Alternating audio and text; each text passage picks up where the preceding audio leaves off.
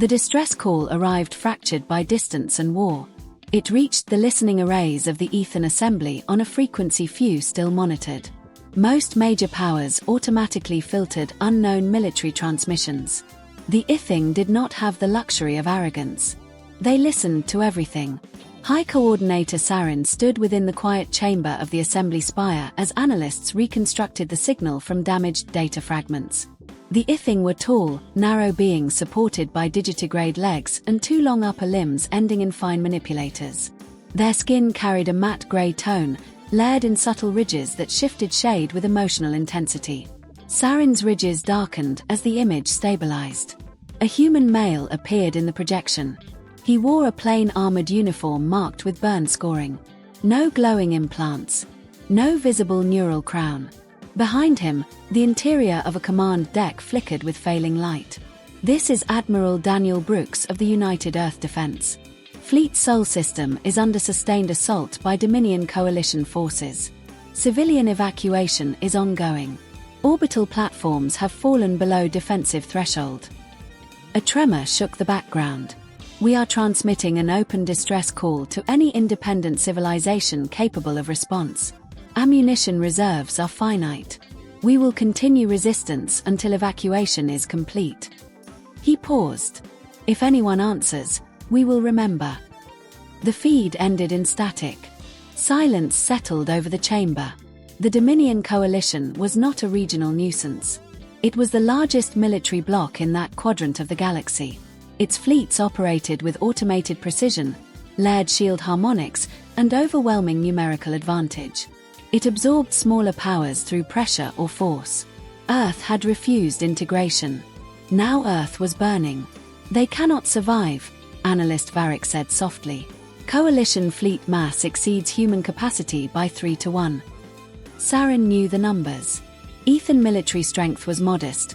6 carriers, 12 frigates, and a defensive grid designed for deterrence, not open war. If we intervene, Varric continued, the Coalition will classify us as hostile. They already classify us as expendable, Sarin replied. The Ithing were a minor civilization positioned along secondary trade routes. Their independence persisted because they remained useful and quiet. Answering Earth would change that.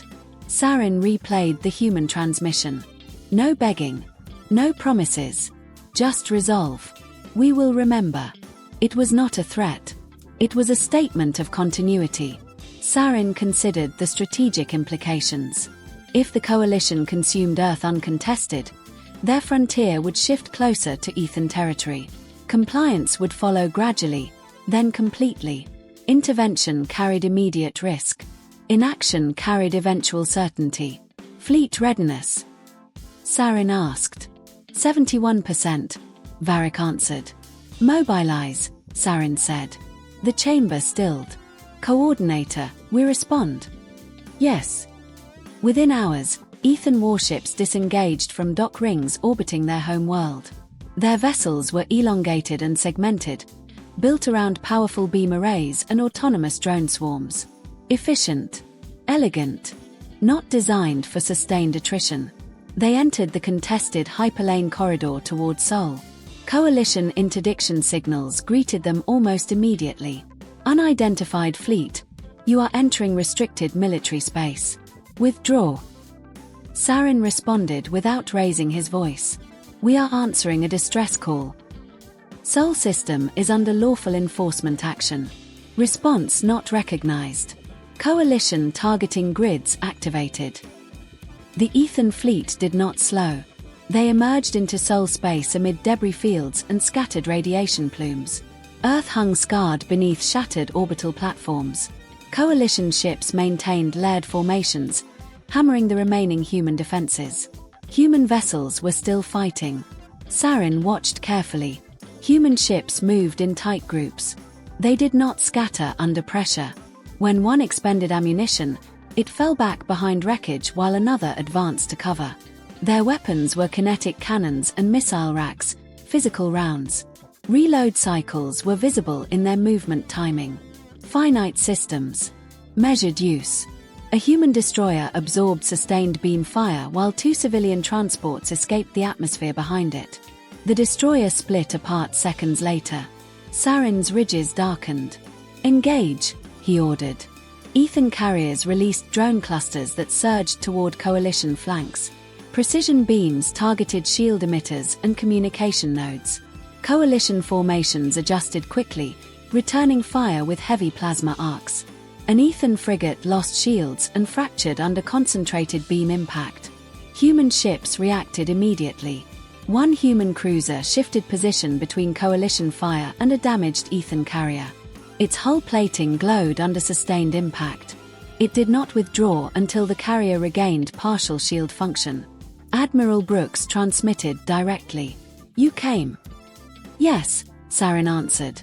"Evacuation at 60%. We need 2 hours." Saren studied reinforcement signatures forming at the edge of the system. "You may not have that." "We will hold," Brooks said calmly. There was no appeal in his tone. The battle intensified. Coalition reinforcements dropped from the hyperlane sooner than expected. Ethan drones shifted focus from hull damage to sensor disruption. Coordinated strikes blinded several coalition vessels temporarily. Human ships surged into those gaps with close-range kinetic volleys. Physical rounds penetrated destabilized shields and tore into internal compartments. The combined fleet fought in disciplined rotation. When one human ship's magazines ran low, it withdrew while another advanced. Ethan frigates compensated with long-range precision fire. Losses mounted. An Ethan carrier lost propulsion and began drifting toward Earth's gravity well.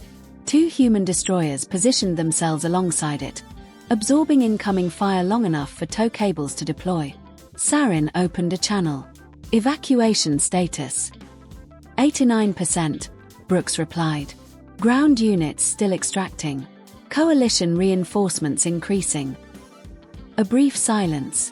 "We do not leave our own," Brooks said. Saren recognized the pattern. Control over fear. Decision without hesitation. "Then we adjust," Saren replied. All remaining Ethan vessels shifted to coordinated sensor disruption patterns. Human ships advanced in tight assault formation. The coalition line faltered under simultaneous pressure. For 23 minutes, chaos dominated the system. Then the final evacuation transports cleared the atmosphere. "Evac complete," Brooks transmitted. "Withdraw in sequence," Saren ordered. The combined fleets disengaged in staggered patterns, using debris fields and residual radiation to mask retreat vectors. Coalition commanders recalculated and did not pursue aggressively. Their losses had exceeded prediction models. Earth remained scarred, but not silent. The Ethan fleet limped from Sol alongside surviving human vessels. Hull damage reports filled Saren's display. Casualty numbers scrolled without comment. They had not won, but humanity still existed. Brooks transmitted once more before separation. "You knew the risk?" "Yes." "Why answer?" Saren considered carefully. "Because isolation today becomes extinction tomorrow." Brooks studied him through the screen. "We will remember." The channel closed. Saren watched the battered human ships maintain tight protective formation despite damage and exhaustion. Finite ammunition. Finite hulls. Finite lives. Yet they had held until the last civilian escaped. The Ethan assembly had chosen its side. Consequences would follow. Saren dimmed the tactical projection and looked toward the distant star that marked Sol. The galaxy had ignored Earth's call. The Ethan had not. Saren did not know whether history would judge the decision as courage or error. He only knew one truth with certainty. Humans did not forget. The Dominion coalition did not strike the Ethan immediately. They applied pressure instead. Trade corridors once open to Ithrine merchant vessels became restricted through revised inspection mandates. Shipping delays increased. Insurance rates across neutral markets rose sharply for any convoy transiting near Ethan space. No official sanction was declared. The message was clear. High Coordinator Saren convened the assembly within a month of returning from Sol. Economic projections flickered across the chamber walls. Projected contraction of 12% within one cycle, analyst Varric reported. Outer colonies will experience supply strain first. And military posture? Sarin asked. Coalition fleets have increased patrol density along our frontier by 30%. A visible reminder. The Ethan had 6 carriers before Sol. Now they had 5. Repairs consumed material reserves that should have gone toward civilian infrastructure. Some assembly members questioned the decision openly. We endangered our people for a species already marked for extinction, one councillor said. Sarin did not respond with anger. They are not extinct, he said. Months later, a human vessel entered Ithrin space under civilian registry. It was scarred and plainly armored, not a warship. A heavy transport with modular external racks and reinforced docking clamps. Admiral Daniel Brooks did not command it. Instead, a civilian engineer named Ryan Mercer requested orbital clearance. Sarin granted it. Mercer was broad-shouldered, with graying hair cut short and hands bearing the marks of physical labor. He carried data tablets rather than ceremonial gifts. You lost 1 carrier and 2 frigates, Mercer said after reviewing shared combat logs. Your shield harmonics are strong, but your structural redundancy is thin. You propose improvement? Sarin replied. Yes. Mercer projected schematics across the chamber. Human reinforcement frameworks designed to distribute beam impact across multiple structural ribs rather than a single energy absorption layer. Physical reinforcement, Varick noted. Layered armor buys time, Mercer answered. Time keeps crews alive. The Ethan favored elegant energy solutions. Humans favored mass and redundancy. Sarin approved limited collaboration. Human technicians worked alongside Ethan engineers for nearly a cycle. They reinforced carrier hulls, installed manual override systems for automated defense arrays, and reconfigured magazine storage to improve rapid resupply during sustained combat. The modifications were not graceful. They were durable. Meanwhile, the Dominion coalition absorbed 2 smaller border systems that had declined Earth's distress call. Official reports labeled those transitions voluntary. Independent observers disagreed. 3 cycles after Sol, coalition probe vessels entered Ethan border zones without authorization. When challenged, they claimed navigational error. Testing response time. Testing resolve. Sarin ordered interception, but no escalation. The Ithing could not afford open war. Human transmissions from Sol were infrequent, but steady. Reconstruction was underway. Orbital debris fields were being cleared manually. New shipyards were assembled piece by piece rather than grown through automated fabrication webs like coalition facilities.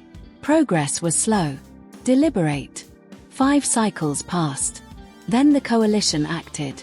A strike group of 24 vessels emerged in the Ethan outer colony of Carath without prior notice. Carath was lightly defended, its economy based on mineral extraction and agricultural domes. Coalition ships deployed in bombardment formation. An ultimatum followed. Submit to coalition administrative integration or face enforcement action.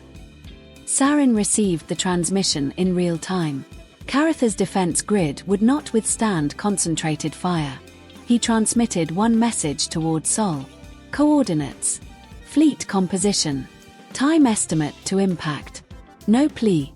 Coalition ships opened fire 30 minutes later. Orbital stations fractured under beam saturation. Evacuation craft launched in hurried waves. Then hyperlane signatures erupted across the system. 41 human vessels. They exited in layered formation, heavy cruisers forward, destroyers flanking, logistics ships holding rear position. Admiral Brooks commanded from the lead vessel. We received your data, he transmitted. You were not obligated, Sarin replied. Brooks's expression did not change. You answered when no one else would. Human ships accelerated without further declaration. Coalition commanders attempted realignment. They were slower this time. Human vessels closed distance aggressively, entering kinetic engagement range before coalition beam arrays achieved full synchronization. The first salvos were disciplined and concentrated. Physical rounds struck shield overlap nodes. Coalition vessels faltered under unexpected close-range pressure. Ethan frigates joined from the system edge, targeting coalition communication relays with precision beams. The engagement lasted 90 minutes. Coalition losses exceeded projection models. The strike group withdrew. Human ships did not pursue beyond the safe perimeter. They repositioned defensively around Caratha's evacuation corridors until civilian transports cleared. Damage to the colony was severe, but survivable. Sarin opened a direct channel. "You responded faster than at Sol," he observed. "We adjusted readiness protocols," Brooks answered. "Why invest such resources for a minor system?" Brooks looked toward the scarred orbital habitat behind him.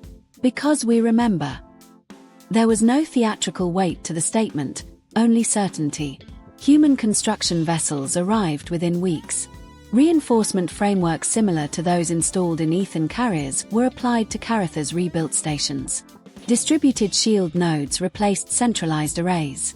Coalition observers undoubtedly recorded every change. The message spread quietly through neighboring systems. If you stood with humanity once, they would stand with you again. Over the next several cycles, trade with neutral systems increased. Not dramatically, but carefully. The coalition continued to expand elsewhere, yet avoided direct confrontation within Ethan sectors. Sarin reviewed updated strategic assessments. Coalition fleet mass remained superior overall, but every aggressive action now risked human intervention. Risk altered calculation. Sarin stood at the observation platform overlooking Ethan Prime. The assembly had answered a distant call, knowing it could cost everything. Now, years later, human ships patrolled shared corridors without formal treaty and without demand for tribute. They did not request territorial concessions. They reinforced defenses. They trained alongside Ethan crews. They shared combat data openly. Sarin understood something many larger powers still failed to grasp. Human strength was not measured only in fleet size. It was measured in memory. And memory, when paired with discipline and preparation, became a force multiplier the Dominion coalition had not accounted for. The galaxy was beginning to notice. And it was beginning to calculate differently. Time reduced the memory of Sol for most of the galaxy. For the Ethan, it did not. 7 cycles after the siege of Earth, the Dominion coalition shifted its expansion focus away from Ethan borders. Internal reports suggested resource strain along their far frontier. Competing admirals disputed allocation priorities. Fleet deployments thinned in certain sectors. Sarin observed the change but did not celebrate it. Coalition doctrine valued patience. Human activity, meanwhile, did not slow. Earth's orbital architecture no longer resembled its shattered state. Instead of a single vulnerable ring, multiple hardened platforms circled the planet at varied altitudes. Each platform operated independently, linked by protected transit corridors and redundant shield nodes. Human shipyards expanded outward beyond lunar orbit. Not elegant, not ornamental. Thick-framed dry docks held vessels that appeared almost industrial in design. Armor plating layered over structural ribs. External ammunition magazines designed for rapid replenishment. Manual access corridors clearly visible even on long-range scans. Ethan observers noted a consistent pattern. Human ships were not becoming lighter or more efficient. They were becoming harder to kill. Joint training between Ethan and human fleets intensified quietly. No public declarations. No Grand Alliance ceremony. Admiral Daniel Brooks personally supervised several large-scale exercises near a shared trade corridor. Ethan carriers practiced operating within human kinetic firing arcs. Human destroyers adapted to Ethan drone saturation patterns. Mistakes occurred. During one live exercise, a human missile battery miscalculated drone trajectories and nearly triggered defensive autofire from an Ethan frigate. Brooks addressed the incident calmly over an open channel. Adjust launch timing by 2 seconds. We will update our predictive model. No accusation. Just correction. The integration improved. Then came the incident at Taylor Reach. Taylor Reach was a minor independent system located between Coalition space and Ethan territory. It possessed valuable mineral reserves but limited defensive infrastructure. For years, it had remained neutral, unwilling to formally align with any major power. Coalition diplomatic envoys arrived first. Within weeks, a coalition enforcement fleet followed. Sarin received intelligence reports indicating likely forced integration. He did not wait for Taylor Reach to transmit a distress call. He forwarded the data package to Earth immediately. Human response time was faster than any previous deployment. 58 vessels entered Taylor Reach before coalition bombardment patterns could fully establish. New ship classes led the formation, heavier cruisers with reinforced forward armor and expanded kinetic arrays. Brooks commanded from a vessel designated Resolute. Coalition commanders issued formal protest transmissions. This system is under coalition administrative review. Brooks responded without raising his tone. Review denied. Engagement followed. Human ships advanced in staggered layers, absorbing initial beam volleys against reinforced hull plating while long-range artillery targeted coalition shield overlap junctions. Ethan precision beams disrupted communication relays. Coalition formations hesitated under unexpected pressure. Within 2 hours, coalition losses reached unacceptable thresholds. They withdrew. Taylor Reach did not sign integration documents. Instead, its council requested limited defensive cooperation with both the Ethan Assembly and the United Earth Defense Fleet. Sarin approved without ceremony. A pattern was forming, one the Dominion coalition could no longer ignore. Every attempt at isolated enforcement near Ethan sectors triggered a coordinated response. And each response grew stronger. 10 cycles passed. Memory faded for distant civilizations. For the Ethan and humans, it sharpened. Human patrol corridors gradually extended deeper into regions once considered coalition-dominated. Not invasions, not annexations. Stabilization patrols. Pirate activity declined along shared routes. Independent merchants began preferring corridors monitored jointly by Ethan and human vessels. Economic flow shifted. Sarin reviewed updated projections. Ethan trade volumes had recovered and surpassed pre-sol levels. Coalition sanctions had not been lifted. They had simply become less effective. Admiral Brooks requested a private meeting during one diplomatic visit to Ethan Prime. They stood together overlooking the city below. "You anticipated extinction," Brooks said quietly. "Yes. And now?" Sarin observed the steady traffic of mixed fleets in orbit. "Now we face something different." Brooks studied him. "You chose to answer a call most ignored. It was not logical by conventional metrics." Brooks nodded once. "Most of our decisions are not." Sarin regarded the human admiral carefully. "Your fleet expansion has exceeded prior projections." "We prepare for worst-case scenarios," Brooks replied. "Do you anticipate renewed coalition aggression?" "We anticipate that power structures rarely accept reduced influence without resistance." The statement carried no hostility, only assessment. Years continued to pass. The Dominion coalition turned inward more frequently. Internal power struggles consumed resources. Outer enforcement fleets became cautious near Ethan human corridors. Smaller systems began sending observers to joint exercises. They did not declare allegiance. They studied. Sarin understood what they were measuring. Consistency. Humans had responded at Sol when defeat seemed certain. They had responded at Karath without formal treaty. They had responded at Taylor Reach without territorial gain. The pattern was unmistakable. Helping humans once had created a bond that did not expire. Sarin received a final intelligence summary that cycle. Human fleet tonnage had increased steadily again. New logistics vessels capable of rapid infrastructure deployment were entering service. Their capacity exceeded normal defensive requirements. He considered the implications. Humans were not merely building ships. They were building the ability to project stability at scale. Sarin stood once more before the assembly. "Prepare long-range monitoring grids," he ordered. "Not for incoming threat," Varric asked. "For what, then?" Sarin's ridges darkened thoughtfully. "For incoming change." The galaxy had largely forgotten the day Earth had broadcast its distress. The Ithing had not. And somewhere beyond their sensors, human shipyards continued to operate with deliberate precision, not hurried. Prepared. The Dominion coalition still possessed greater numerical strength. But strength measured only in numbers was no longer the sole factor in the equation. Memory, discipline, and sustained commitment had shifted the balance. The final demonstration had not yet occurred. But it was coming.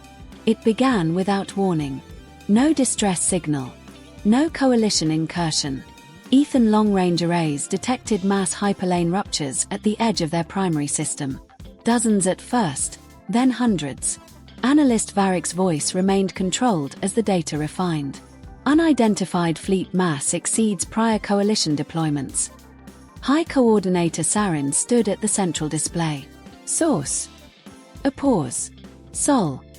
Silence settled across the chamber. The Dominion coalition had not mobilized such numbers in years. The signatures entering Ethan space were human. More than any prior joint exercise, more than any emergency response. They arrived in layered waves.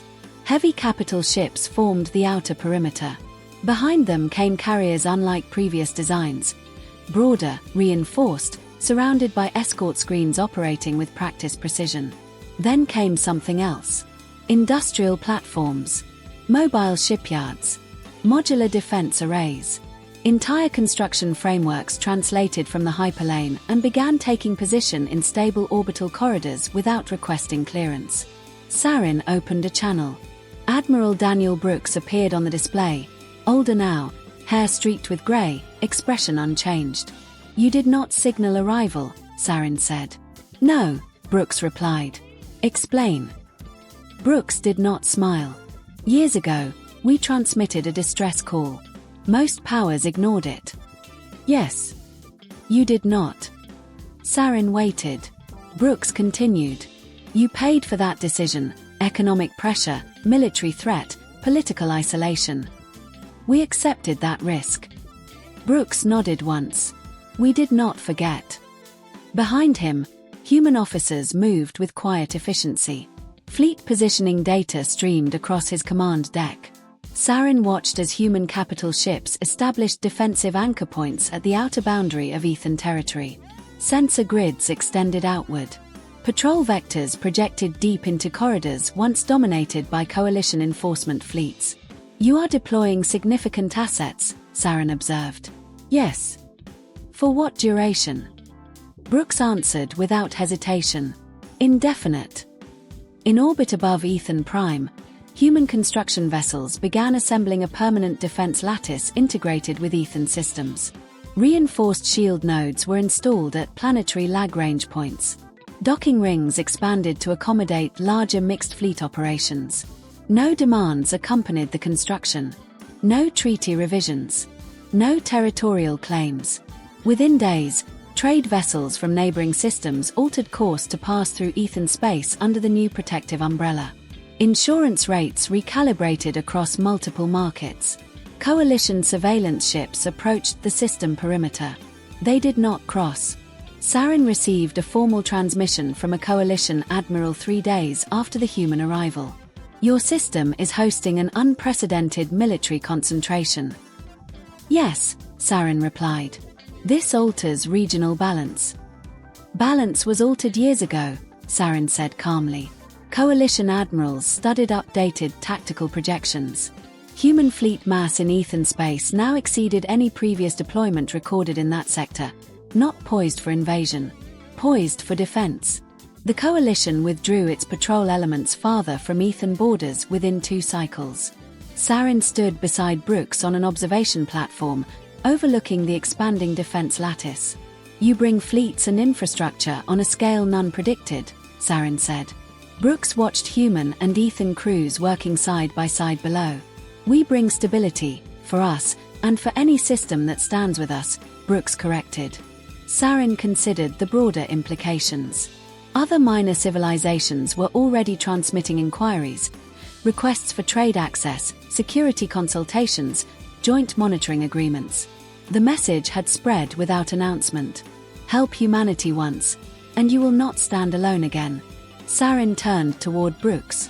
"You understand what this signals to the Dominion coalition?" "Yes. That their cost of aggression has increased." Brooks's gaze remained steady. that their assumptions were wrong. No triumph colored his tone, only fact. Months passed. Human infrastructure embedded fully within Ethan systems. Joint command protocols standardized. Rapid response corridors established, connecting Sol and Ethan space with unprecedented efficiency. The Dominion Coalition did not challenge the new reality directly. Their influence in that quadrant contracted quietly. Trade networks reorganized around the human-Ethan axis. Years earlier, Sarin had believed answering Earth's call might end his civilization. Now he watched children on Ethan Prime grow beneath orbital defenses stronger than any in their history. He remembered the human transmission at Sol. Finite ammunition. Evacuation incomplete. We will remember. Brooks joined him once more at the viewport. You risked everything, Brooks said quietly. Yes. You changed our future. Sarin studied the human fleet stretching across the darkness beyond. And you changed ours. There were no ceremonies. No declarations of eternal alliance. Just ships in formation. Infrastructure in place. Patrol routes established. Protection backed by discipline and memory. The galaxy observed the transformation with careful calculation. One minor civilization had answered a call no one else would. Years later, human fleets arrived not for conquest or repayment, but with strength, industry, and permanence. The lesson spread slowly, then firmly. Helping humans once could change your future forever. Not because they demanded it. Because they remembered.